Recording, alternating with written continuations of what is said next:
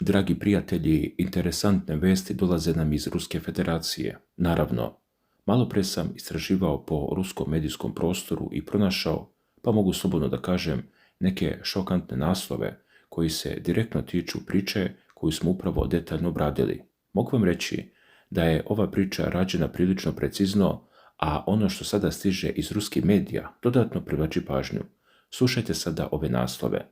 Na primjer, jedan veoma jak portal u Ruskoj federaciji objavljuje: braća će ići protiv Rusije, to je činjenica. Srbija će biti prisiljena da se okrene protiv Rusije. Inače, ove navode preneo je TV Carigrad. Dalje, pojedini ruski mediji pišu da je srpski predsjednik Vučić pohvalio rakete koje su, prema tim izveštajima, uništile sisteme S-400 u Indiji.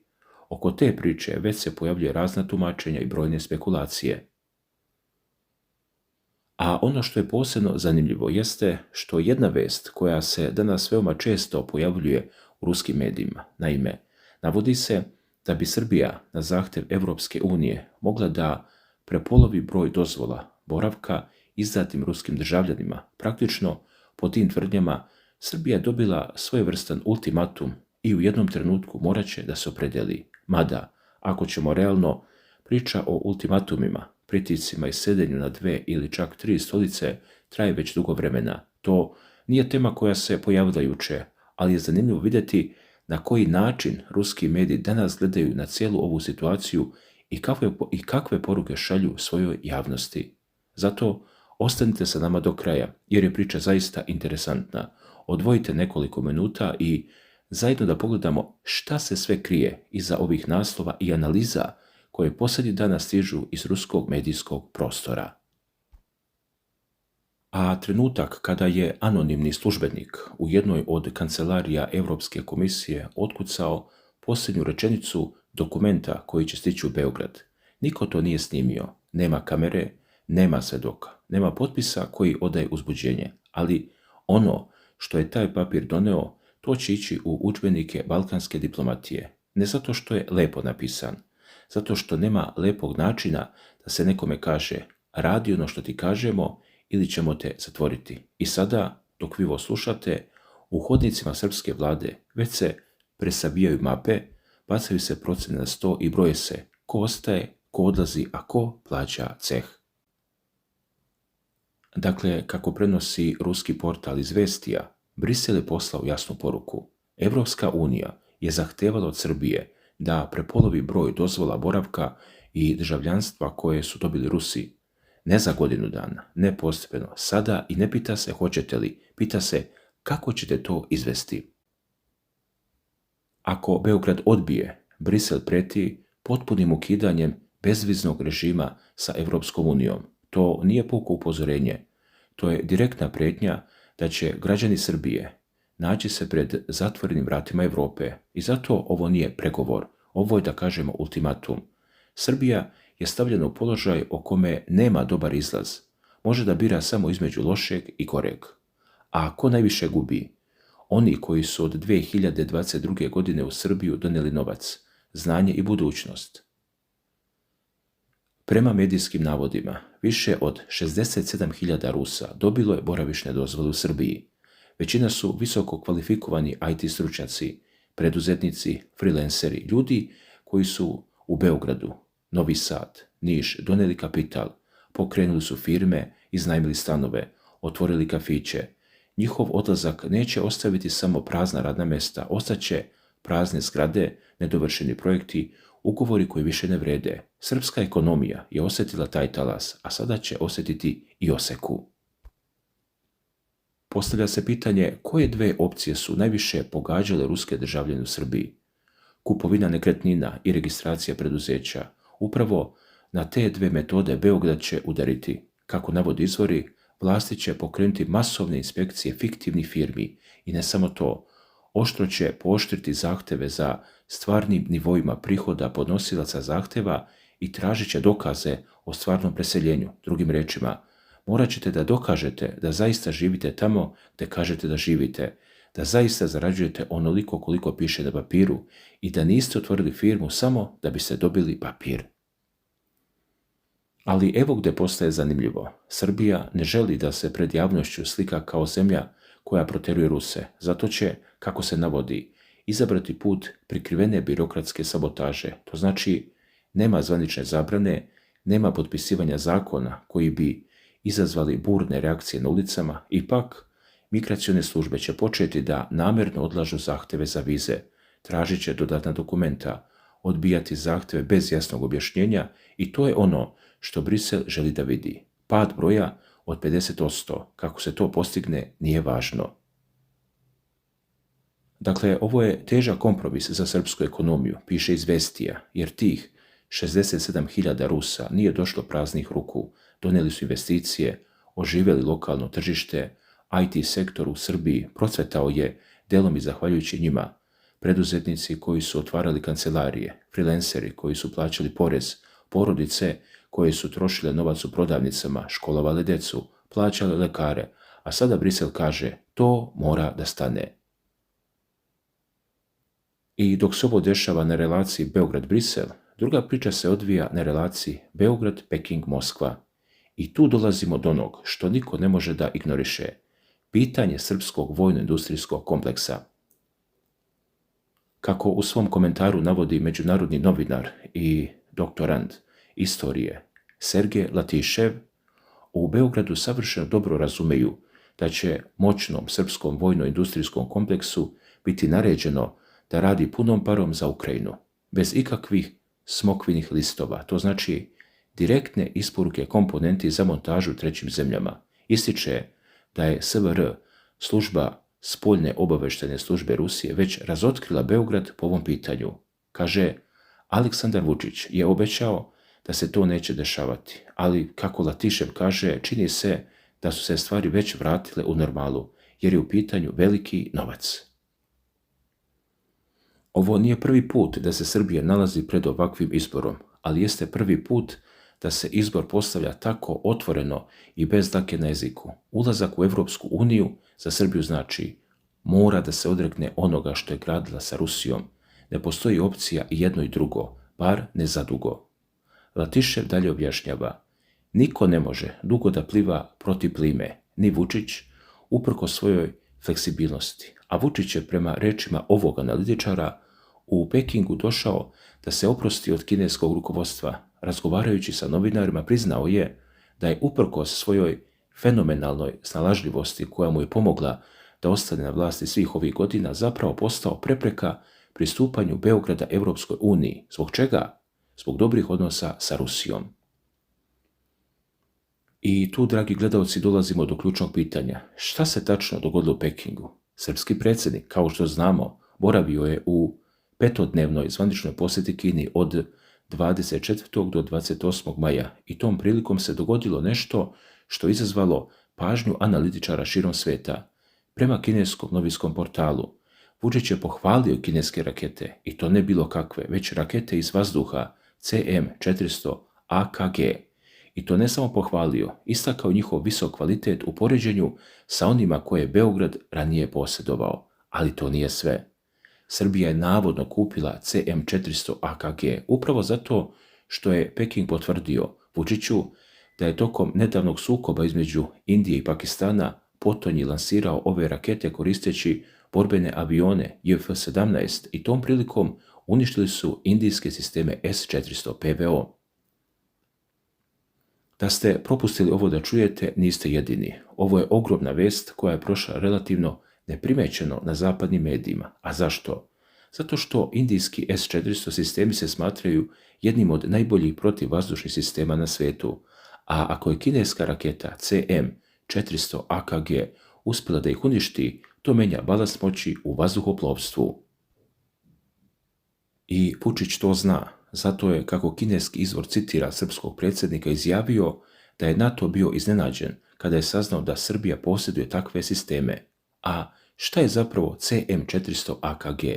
To je kineska supersonična aerobalistička raketa. Razvila je korporacija CASIC. Njen zadatak: udari po površinskim brodovima, uključujući nosače aviona i kopnenim ciljevima. Brzina koju dostiže je do 6 maha, dakle 6 puta od brzine zvuka brže. Zamislite, Raketa koja leti toliko brzo da je odbrambeni sistem jedva prate. Njena težina je približno 910 kg, što je čini dovoljno lakom da je mogu koristiti i laki avioni poput IF-17 ili MiG-29, a Srbija ima MiG-29 i sada ima i ove rakete.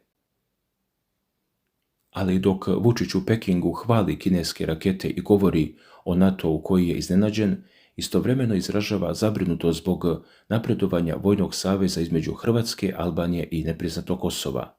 To je trojni savez koji se gradi na Zapadnom Balkanu i Srbija ostaje usamljena, osim Kine i Rusije, ali Rusija je danas zauzeta i to svi znaju, kaže. Vratimo se sada na ono što je Vučić rekao u Pekingu, a što je Sergej Latišev protumačio kao oproštaj. Srpski predsjednik izjavio da bi uskoro mogao podnijeti ostavku. Tačnije, kako je rekao, krajem juna, kada aktivisti vladajuće Srpske napredne stranke budu razgovarali o ovom i drugim pitanjima. Njegov mandat predsjednika Srbije ističe u proleće 2027. godine, ali on daje jasnu signalizaciju, neće ga ni dočekati. Citiram ga, kada sam dao ostavku, prelazimo na parlamentarne izbore za 90 dana, na predsjedničke izbore i to je to, rekao je Vučić. Parlamentarni izbori u Srbiji održat će se ove jeseni, od kraja septembra do sredine novembra. Predsjednica Narodne skupštine Srbije, Ana Brnabić, izjavila je da će Vučiću biti ponuđen drugi mandat stranke za premijera, međutim, on je u Pekingu jasno stavio do znanja, to neće prihvatiti. I tu dolazimo do pitanja, ko posle Vučića? Latišev kaže, neće biti nikog drugog, Rusija gubi još jednu državu, ovo je, kako kaže, neizbežno. Ali hajde da budemo precizni, šta tačno Vučić govori o Evropskoj uniji? U svom autorskom materijalu za Hongkoške novine, on je skrenuo pažnju na nešto veoma važno. Uskoro će, kaže, odluke na kineskom pravcu donositi u Briselu, a ne u Beogradu. To je priznanje da Srbija gubi suverenitet u spoljnoj politici i Vučić to zna, zato kaže da Evropa treba da se prema Kini ne odnosi sa strahom i sumnjičavošću, već sa poverenjem i iskrenom spremnošću na saradnju. To je njegov apel, ali koga sluša? Dalje, Vučić je naglasio da prijateljstvo između Srbije i Kine nije usmjereno protiv trećeg. Ponovio je nadu da će Evropa na kraju gledati na Kinu ne kroz prizmu straha, već kroz prizmu realizma i uzajamnog poštovanja. Lepo zvuči, ali istovremeno u svojoj kolumni za američki Fox News Vučić govori o posvećenosti ideji punopravnog članstva Srbije u Europskoj uniji. I tom prilikom laska i predsjedniku Trumpu, kaže da je Trumpu uspelo da razveje stare sumnje, nakon čega je u Srbiji porasla simpatija prema Sjedinjenim Američkim Državama. Latišev ovo tumači kao Vučićev pokušaj da ima čime da trguje sa Briselom, jer kada odnosi sa Rusijom postanu nemogući za održavanje, a bit će, kaže, strogi nalozi, onda će mu trebati neka druga poluga, a to je bar za sada Trump. I dok je Trump na vlasti, Vučić pokušava da izvuče privremene koristi. Međutim, tu je ogroman problem. Nikakvog punopravnog članstva u Europskoj uniji Srbija neće imati. I Vučić to, kako Latišev kaže, savršeno dobro razume. Razume i to da će Beograd morati da pristane na davanje Kosovu statusa kandidata za članstvo u Europskoj uniji i ne želi da bude taj koji će to potpisati. Zato i odlazi. Bratuške će ići protiv Rusije, to je činjenica, kaže Latišev. I ne radi se o tome šta neko želi ili ne želi, radi se o tome šta će morati da uradi. Režim u Beogradu dobro razume da će prekid tesnih odnosa sa Moskvom po zahtevu Brisela izazvati jako nezadovoljstvo u zemlji. Zato unaprijed priprema teren.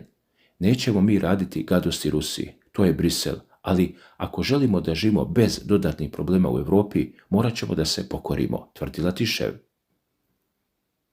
I to je, dragi gledalci, ključna rečenica, pokoriti se. Srbija je spremna čak i na ulazak u Evropsku uniju bez prava veta i bez mjesta jednog od evropskih komesara, drugim rečima, na članstvo drugog reda, na status koja nema ni približno onu težinu kakvu imaju Njemačka, Francuska ili Italija, a sve to da bi izbjegla još težu izolaciju. Ovo dovodi do pitanja kakve to posljedice ima po Rusiju. Latišev kaže, ako se ovako nastavi, uskoro Rusija u Europi neće imati nikakvih saveznika i niko nije kriv osim nas samih, kaže, zbog naše slabosti, ali istovremeno volimo da drugima prigovaramo. Kaže da pokušavaju da sede na dve stolice, da ih sa NATO-om ne zaratuju, a ruski gas dobijaju po povoljnijoj ceni. Međutim, Latiše postavlja pitanje zašto bi oni postupili u skladu sa našim interesima, a ne sopstvenim. Oni će se odrediti prema spoljno-političkoj orijentaciji onako kako misle da je za njih najbolje. I za Rusiju je, kaže, to čak i poštenije i isplativije, jer ko nije sa nama, neka plaća punu cenu, ako uopšte ima šta da kupi. Da li to znači da se Rusija sprema da Srbiju prepusti Zapadu? Ne baš. Pre bi se reklo, Rusija više nema snage da drži Srbiju u svom uticajnom krugu. I to priznaju čak i oni koji su najviše se zalagali za čvršće veze sa Beogradom. Rat u Ukrajini, sankcije, ekonomska izolacija, sve to ostavlja posljedice. Rusija danas nije u poziciji da nudi ono što nudi Evropska unija, čak i ako je to članstvo bez prava veta. A kada govorimo o vojnim aspektima, situacija postaje još složenija. Srbija je okružena zemljama članicama NATO-a. Hrvatska, Mađarska, Rumunija, Bugarska, Severna Makedonija, sve su u NATO-u. Crna Gora je u NATO-u, Albanija je u NATO-u. Srbija je vojno neutralna, ali je potpuno okružena. I u tom okruženju nabavka kineskih supersoničnih raketa CM400 AKG deluje kao odgovor na bezbednosne izazove, međutim, te iste rakete ne mogu da reše problem geopolitičke izolacije. I sada, dragi gledalci, dolazimo do trenutka istine. Vučić, kako kaže, odlazi. Hoće li to biti krajem juna, kako je najavio, ili će se možda predomisliti, ostaje da se vidi, ali sve što je rekao u Pekingu i sve što je napisao u svojim kolumnama ukazuje na istu stvar. Sprema se za izlazak i taj izlazak ostavlja prazninu. Ko će je popuniti? Latišev kaže, neće biti nikog drugog. To je, da kažemo, zabrinjavajuća prognoza, jer Srbija bez Vučića, a pod pritiskom Brisela, može da krene putem koji je Zapad zacrtao, a taj put podrazumeva potpuno okretanje leđa Rusiji, uvođenje sankcija, prekid vojnih saradnji i slanje vojne opreme na Ukrajinu, bilo direktno, bilo preko trećih zemalja. Posjetimo se, SVR je već razotkrila Beograd po pitanju isporuke komponenti za ukrajinsku vojsku. Iako je zvanični Beograd to demantovao, analitičari sumnjaju da se radi o istini, jer veliki novac je u pitanju. Srpska vojna industrija je jedna od retkih koja dobro zarađuje, a ako Brisel kaže radite za Ukrajinu, šta će Beograd uradi? Ima li snage da odbije? U svemu ovome pitanje ruskih državljana u Srbiji je samo jedan od mnogobrojnih simptoma. Srbija će prepoloviti broj dozvola. To će značiti da će na hiljade Rusa morati da traži novu zemlju. Neki će otići u Tursku, neki u Gruziju, neki u Kazahstan, neki u Emirate, ali svi će se setiti Srbija je bila dom i sada više nije. Da li postoji mogućnost da se ovaj proces zaustavi? Teško, jer Brisel je postavio, da kažemo, ultimatum i Srbija nema vojsku koja može da se suprotstavi Evropskoj uniji, nema ekonomiju koja može da živi bez evropskog tržišta, nema alternativu koja bi mogla da nadomesti gubitak bezviznog režima, zato će Beograd popustiti. I to ne samo po pitanju ruskih državljana, popustit će po pitanju Kosova i po pitanju vojne pomoći Ukrajini i po pitanju sankcija Rusiji, korak po korak. A šta dobija za uzvrat? Status kandidata, ništa više. Članstvo u EU je, kako Latišev kaže, nemoguće. Ali Srbija ne zna za to, ili možda zna, ali se nada, ili možda nema izbora pa i to prihvata. Ovdje dolazimo do ključnog mjesta u ovoj priči, do samog Vučićevog mandata. On odlazi 2027. godine, možda i ranije. Za sobom ostavlja zemlju koja je podijeljena.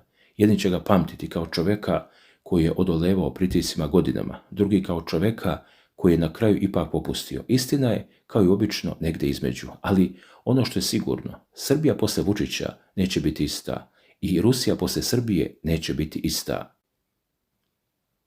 Dragi gledalci, ova priča još nije gotova, tek smo na pola puta, jer pred nama su izbori u Srbiji, pred nama je Vučićeva ostavka, pred nama su novi pregovori sa Briselom, pred nama su nove odluke o Kosovu, pred nama je pitanje hoće li Srbija uvesti sankcije Rusiji ili neće.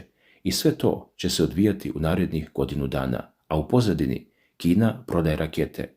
Rusija gleda kako je posljednji saveznik u Europi klizi iz ruku. Amerika preko Trumpa ili nekog drugog povlači konce i Evropska unija sa svojim ultimatumima postavlja nova pravila igre. I na samom kraju pitanje i za vas. Šta mislite? Da li će Srbija uvesti sankcije Rusiji pre kraja 2026. godine? Ne pitamo se da li želi, pitanje da li će morati i šta će to značiti za odnose na Balkanu u narednoj deceniji. Ono što je sigurno, granice se menjaju, savezi se menjaju. Ono što je juče bilo nezamislivo, sutra postaje stvarnost.